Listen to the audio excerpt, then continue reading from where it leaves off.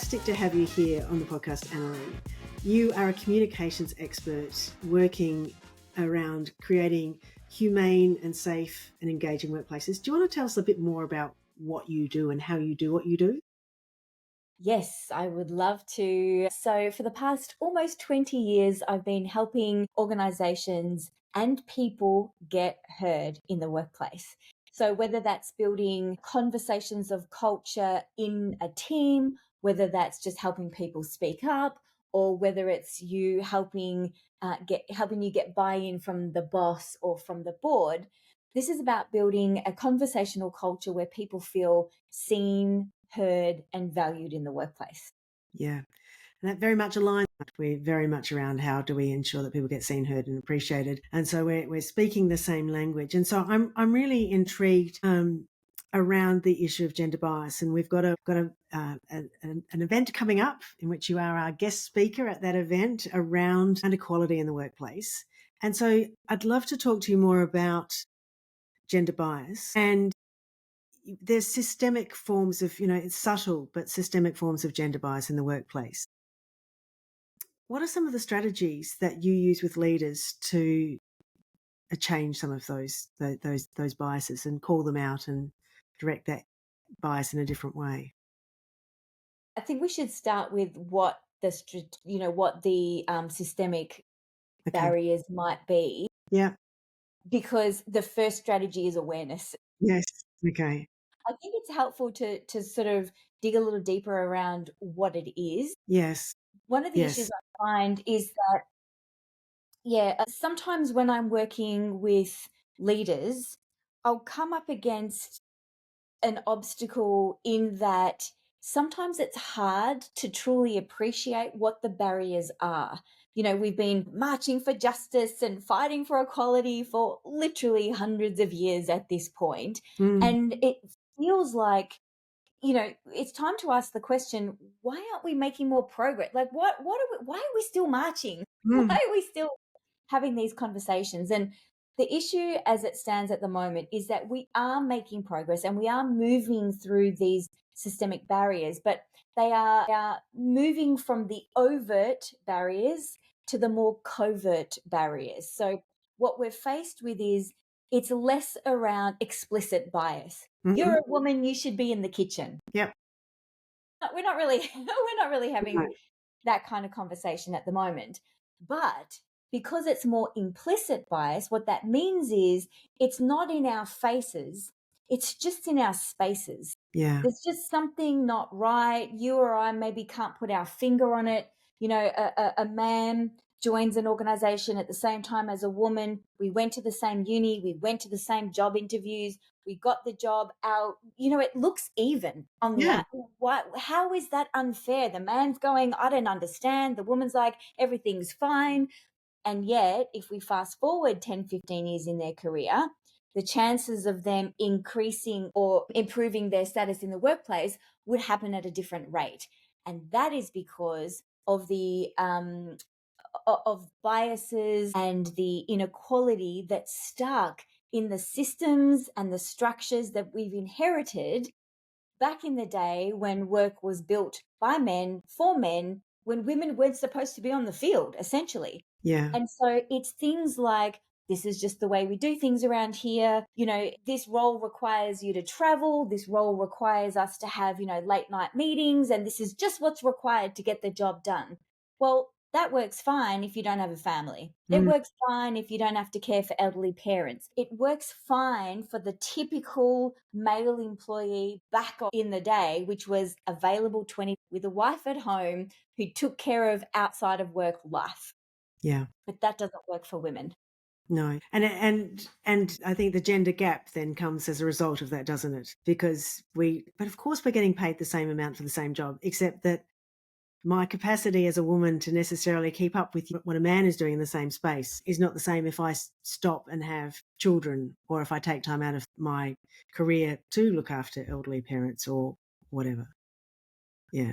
Yeah, and here's where the structural bias comes into it. It's not just, the inherited policies and processes and systems, which we do know makes a difference. It's also the cultural conditioning. Mm. So let's go with the systems for a minute. So if we take a caring role as an example, if your organization does not offer parental leave and only offers maternity leave, it Hmm. means if there is a couple and they have a baby, the mama has to stay home with the baby, of course. Yeah. And of course, there are biological reasons you might do that for an initial period.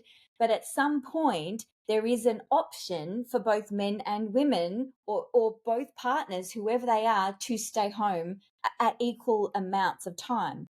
And so if your organization either doesn't have a paternity leave policy Hmm. for men folk, or, and this is what I'm seeing, we have it, but we all know in the office that it's a career limiting move if you take it up. Yeah. And there'll be backlash for the men because now you're violating gender norms, right? So at one level, you can see that's a great example of the systemic bias. It's built into the system. Sure, women have choice, but do they really when only one person can take the leave? The second part is we also have an inherited expectation about gender norms.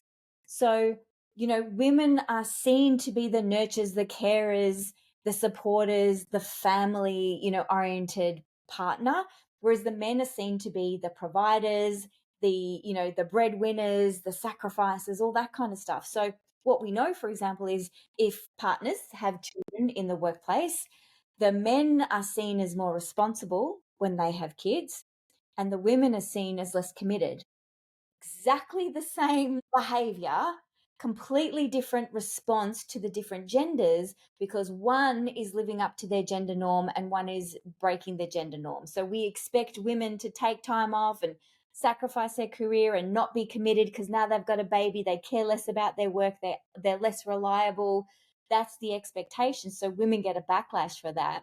Whereas men all of a sudden get catapulted into, now you're a father, you're a provider, you really need to step up. And so they get held up in the workplace. But the behavior is exactly the same. They had a baby. That's what happened. Yeah. And it's fascinating, and we see it play out on the big stage, particularly in politics, I think. When somebody is elected, it's like, how are you going to do that role if you've got children?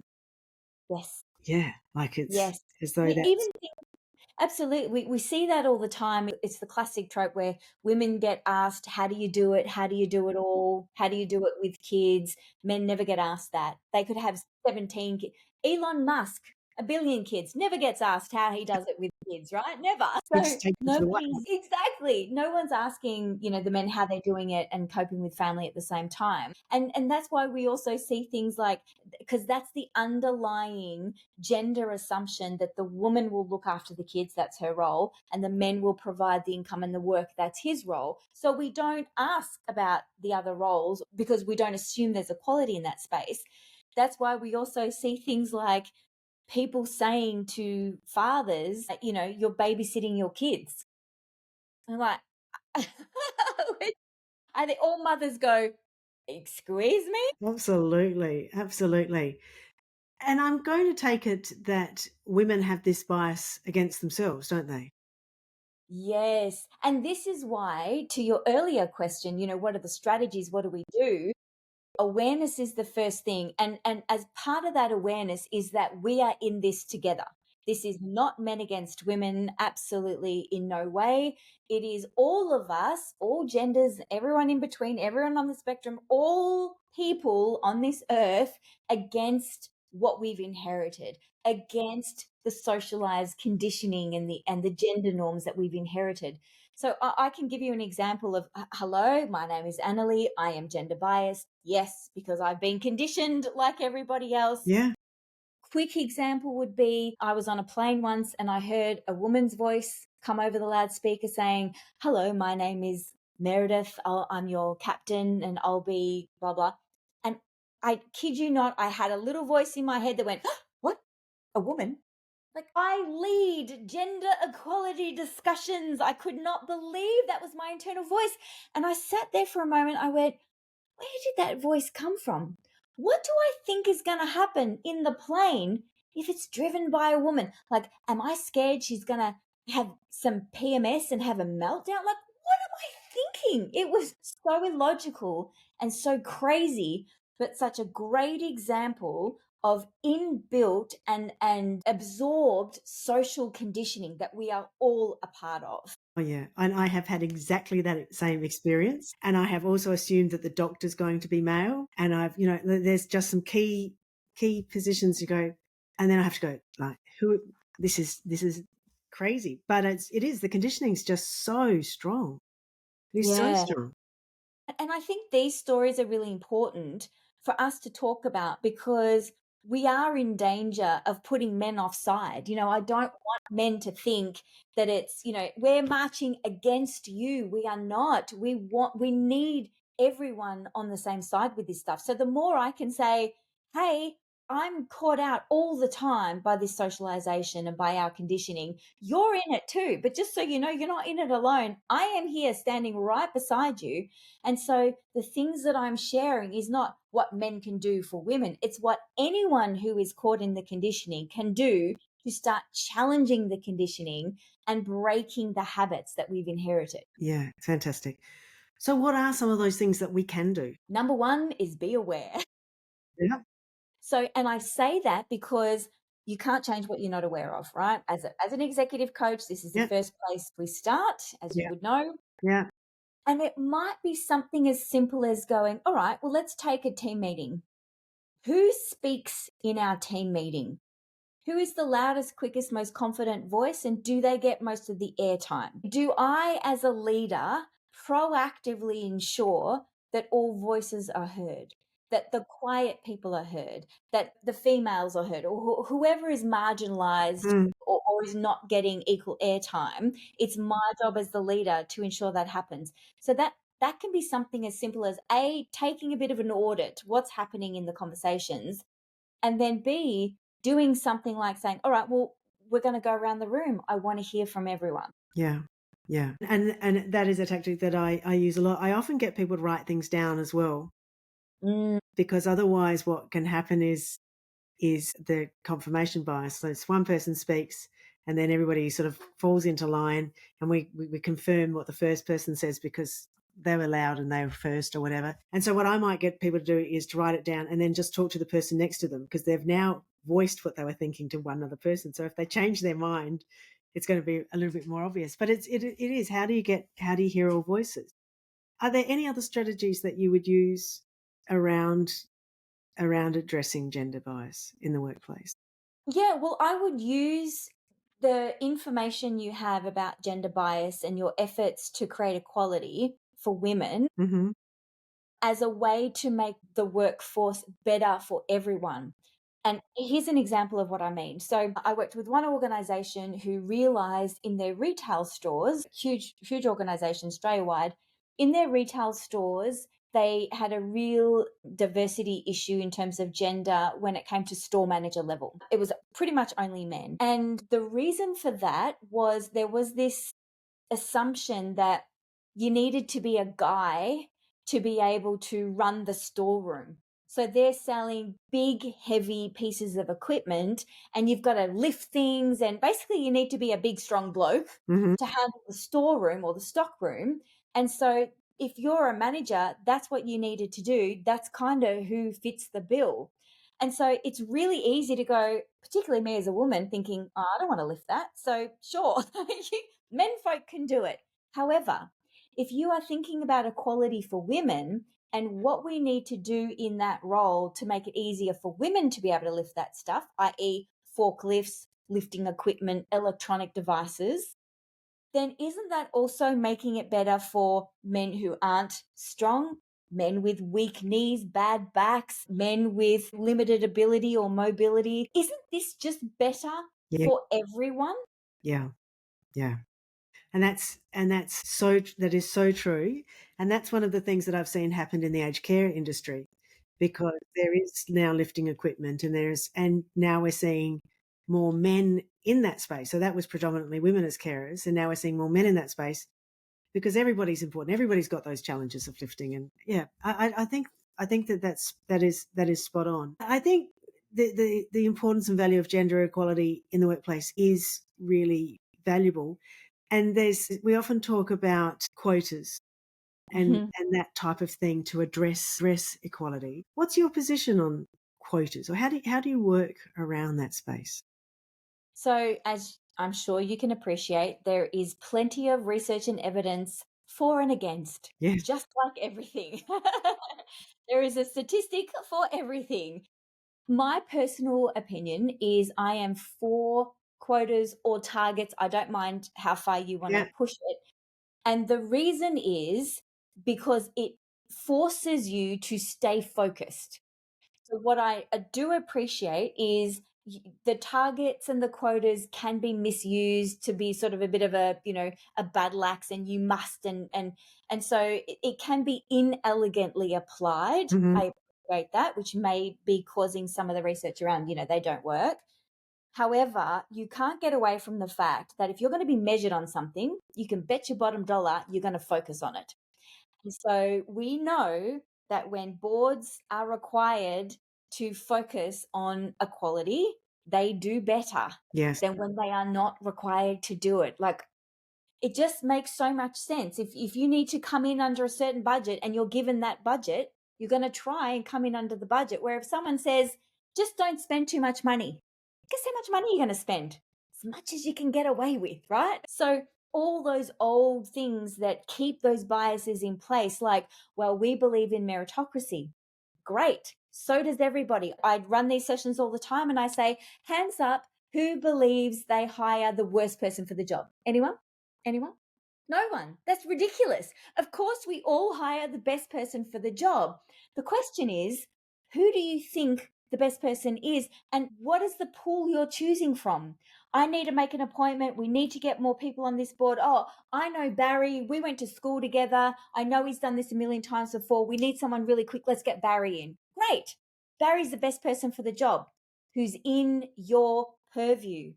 But what about Sarah and Sally and Margaret, who you don't know about because you haven't widened your perspective, or you haven't widened your scope to go, who else is out there that we need to consider? And unless someone gives you a parameter that says you need equal men and women on your shortlist and in the interview and on the interview panel, then you're just going to go with the easiest default option, which has created the inequality that we have at the moment. Yeah. With respect to that, there's common thinking around men feel are more confident. They tend to apply for jobs that women would go, oh, I don't have the qualifications for that. I'm not going to go for it. So men have this sort of sense of, I can do that. And women are less likely to put themselves forward. Is that true? And how do we work around that? Yes, it's true. Yes, it is definitely true. So, and again, this comes down, it's true with a caveat. Let me give you the caveat. So, the truth is that women present in society with less confidence than men. Yes. And this is as part of our conditioning.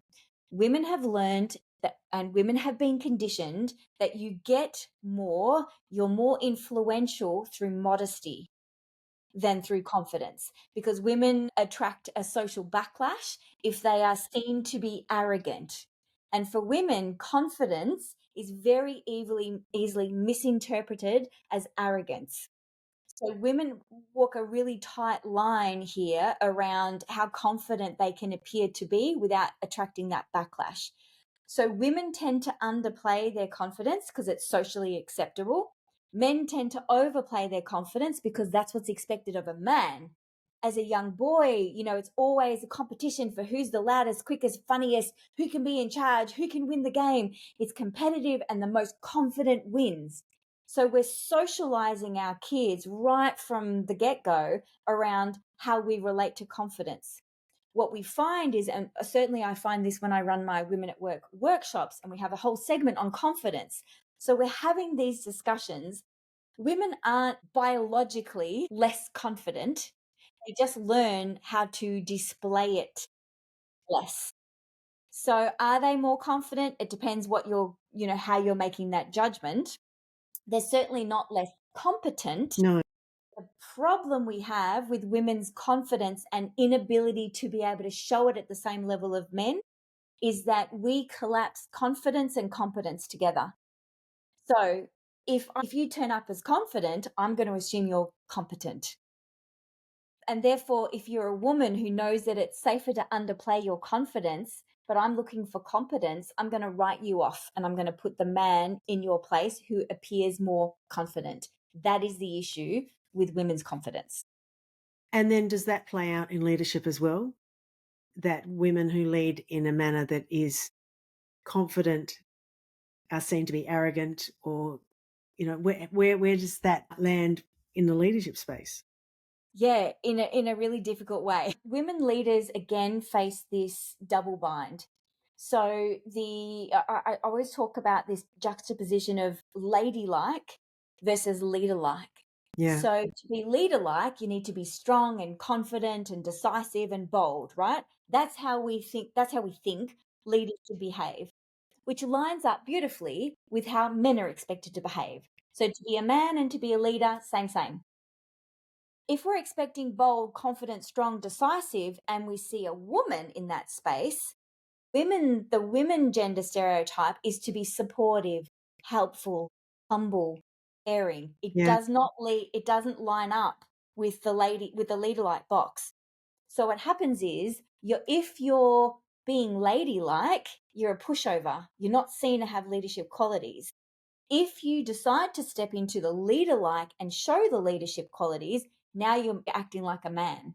Now you're too hard, too direct, you're arrogant, you're bossy, you're difficult, because even if the behavior is identical, because you're violating that gender norm of being a nice, polite, amenable woman, your behaviors are exaggerated and negatively skewed. That's the difficulty with women in leadership. Their behaviors are negatively skewed. And then what's the consequence of that? The consequence is they're constantly facing that double bind and the backlash. So they're working harder to prove themselves. They are having to constantly ask, who's in the room? How do they expect me to behave? If I'm too direct and forthright, I know I'm going to get told I'm difficult, I'm bossy. If I'm too nice and polite, I'm going to get walked over, stepped over, and not going to get my way. Men just have to show up and do the thing. Women have to constantly be assessing, how do I need to play this? And it's exhausting. It takes a lot more effort. And if we think about, as a leader, your job is to make decisions. It's to role model. It's to do all these things that take cognitive, it's a cognitive load. Every time you make a decision, every time you're suppressing an emotion, every time you're using your willpower, you're draining that very precious tank of willpower that only fills up at the start of the day and depletes by the end of the day, right? So women are doing that double time, and men are not having to spend as much of that time. Even things like, we're getting really tiny with this, but so many times I've heard men say Barack Obama does this. Karl Stefanovic apparently did a bit of an experiment about this. So Barack Obama once said that he just has the same suit every day, one less decision he needs to make. No one cares what he wears. Karl Stefanovic wore the same suit on TV for a year or Yeah. something, and no one said anything. Whereas, the women have to change every day. Didn't you wear that dress last week? Blah. So it was just a good example, a tiny example, but a great example of the extra burden of having to think things through and maneuver through this minefield of what the response is going to be. Can I just get on with my job? Yeah. So what's the solution? What's the solution to handling the double bind? Yeah. If we're aware of this, we're in a workplace, we're aware of it, we want to address this, Yes. but we're going to have trips. Like, you and I have both sat in planes and Yes. we've had the same experience. So those things are going to keep playing out. Yes. How do we, with awareness, address this? All right, two perspectives here. One is if you are the leader of the team and you're seeing these things happen, whether you're male, female, remember we're all a result of the conditioning. So when you're a leader, your job is to be constantly asking yourself, would I have this response if it was a man in this role? Would I have this response if it was a woman? So, for example, a man is at work and he's emotional and he's breaking down in tears. And you're like, oh my God, how embarrassed, what a baby. Like, man up, dude, man up. And hang on a second. Would I tell a woman to man up? No, I would have empathy and I would take care of it. I'd be worried. So, what's good for one gender, is it good for the other gender? Am I putting an unnecessary burden of expectation on how that gender should pick up that expectation? So, that's one thing, to do that question. The second thing is, if you are a woman or you are at the receiving end of this, you have a question to ask. Is it better for me in the long run, or it's a question of, do I stand my ground and hold forth against the backlash, or do I give in the moment? So, earlier, Kate, I have written a book on this called The Gender Penalty, and I've broken it up into two sections for this exact reason. Yeah.